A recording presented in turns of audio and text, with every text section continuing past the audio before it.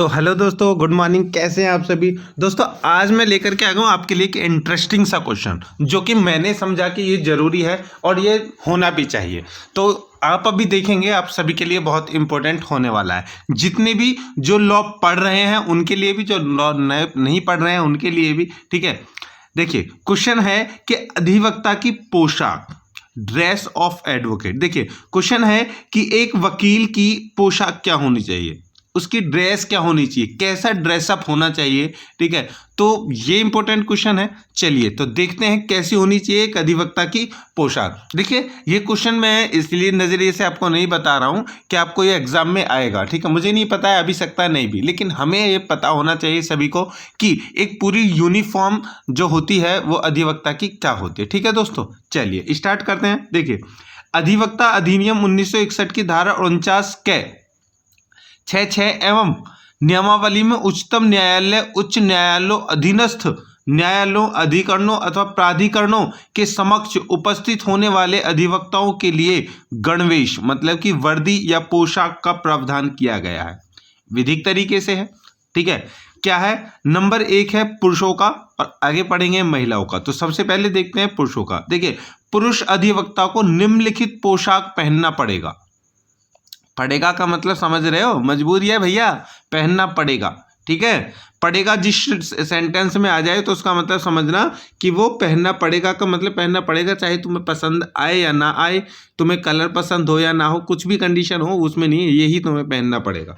क्या है? सबसे पहला देखिए, काला बटन बंद कोट, अचकन, काली शेरवानी एवं सफेद बैंड तथा अधिवक्ता का गाठन अथवा खुले वक्ष की काली कोट, सफेद शर्ट, सफेद कॉलर, कोमल अथवा कड़ी, सफेद बैंड तथा अधिवक्ताओं द्वारा पहना जाने वाला गाठन। गाठन का मतलब होता है जो गले में जो वो होता है ना, जो वी आकार का, उल्टा वी जो होता है उसके आकार का जो पड़ा रहता है, ठीक है वो। तीसरा, लंबा ट्राउजर, सफेद काला धारीदार अथवा भूरा अथवा धोती। तो भैया ये धोती वोती तो और ये काला धारीदार, ये तो भूरा, ये तो नहीं चल रहे हैं, ठीक है। अभी तक तो सब आपको पता है ये क्या क्या चल रहे हैं, ठीक है। तो ये जो अथवा धोती भी है, अगर जो भी तुम में से चाहें तो वो भूरा अथवा सफ़ेद धोती पहन करके जा सकते हैं। हालांकि अब कोई नहीं पहनता, ये पुराने ज़माने की बात है जब उस समय पर चलते थे। हालांकि जो देखिए, मैंने अभी एक मूवी देखी थी रिसेंटली, क्या थी, हाँ, सन ऑफ गांधी एक मूवी देखी थी, ठीक है। तो उसमें जो गांधी जी के लड़के हैं, क्या नाम था उनका, हरी नाम, ऐसा ही मुझे याद नहीं आ रहा, हरिदास है या फिर, हाँ हरिदास है शायद, ठीक है। तो वो जो हैं वो अपने पिता की तरह ही बनना चाहते हैं। तो मैंने देखा था जब वो अधिवक्ता बनने के लिए प्रैक्टिस करते हैं उनके साथ में, मैंने उस समय का एक फ़ोटो देखा था उस मूवी में ही। तो उसमें दिखाया गया था कि ऊपर काला कोट पहने हुए हैं वकील, ठीक है, ऊपर काला कोट पहने हुए हैं और वही बैंड जो होता है, ठीक है, जो इसमें जिसको बोला गया है गाठन, वो गाठन भी बांधी हुई है, लेकिन नीचे केवल सफ़ेद धोती है, ठीक है। तो उस समय पर वो चलता था, लेकिन अब तो ब्लैक पैंट होती है। चलिए, कोट पैंट हम कह सकते हैं। ये तो था पुरुष का। अब महिलाओं के बारे में देख लेते हैं। देखिए, महिला अधिवक्ता को निम्नलिखित पोशाक पहनना पड़ेगा। क्या? काला एवं पूरी अथवा आधी आस्तीन का जैकेट। इट मीन्स कि आस्तीन आधी हो या पूरी, मतलब कि कंधे तक भी जैकेट हो सकती है, जैकेट का जो वो आस्तीन है, ठीक है।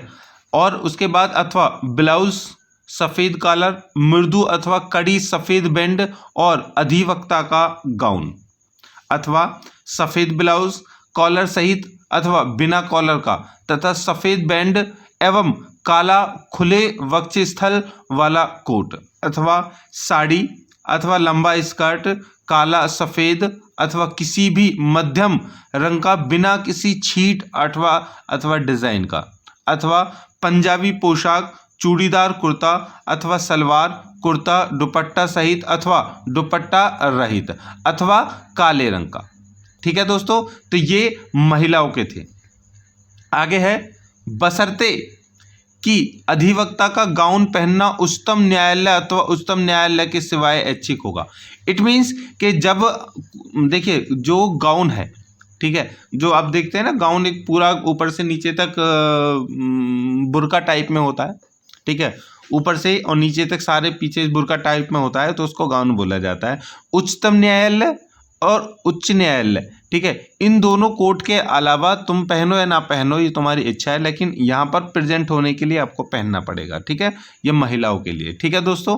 तो ये थी महिलाओं और पुरुष की यूनिफॉर्म दोस्तों, ठीक है। तो ये यूनिफॉर्म आपको पता चल गया, ये लीगल है और संविधान में वर्णित भी है, इस वजह से मैंने आपको बताया, ठीक है दोस्तों।